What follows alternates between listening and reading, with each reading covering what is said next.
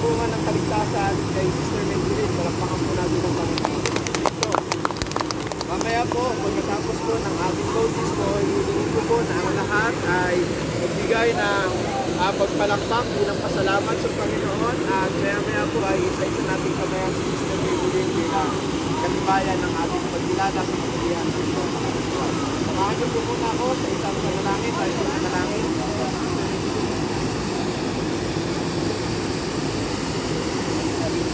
3 days. 5 days na tayo.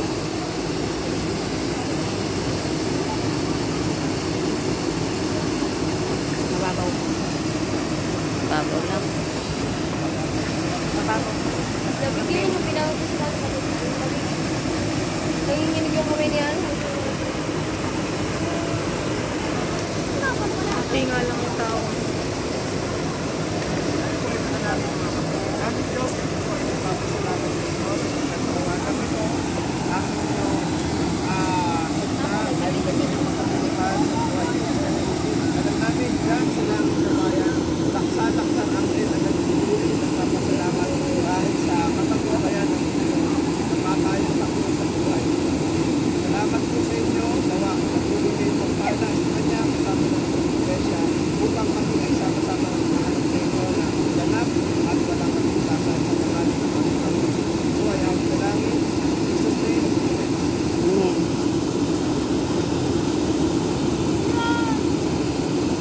Parang alam eh.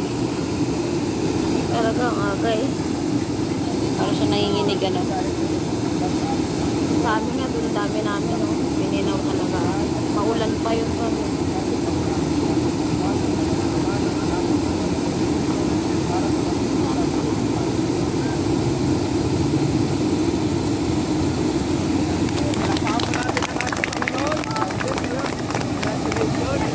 Isa pa daw po. Pakamaya natin siya. So yung makeup. Ikaw tapos ka lang.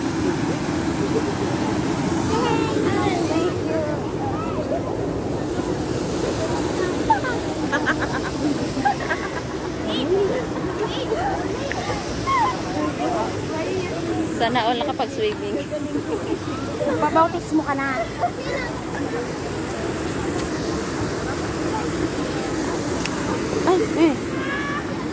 Ay, madulas yung tsinelas niya. May kai pa naman ng ano. Yeah. Naku, sino nakaapak niyan? Hindi naman ako. Alert! Alert! Papasok pa naman tayo ng simbahan. Hindi ako yun. Dadating din ako dyan. Pagkanda na ako maligo.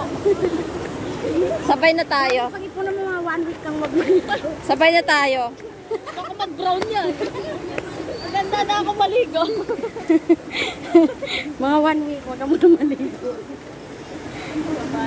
Ang dami na, maganda na ako maligo. Ngayon pala mag-practice ka na ng ano, paghinga ng matagal. 4 days. 4 days ka daw. Extend yung kanya. Tayo ko na ng kapit. Basic. Basic, makikita na daw sila. Makikita ka na ni Papa Jesus.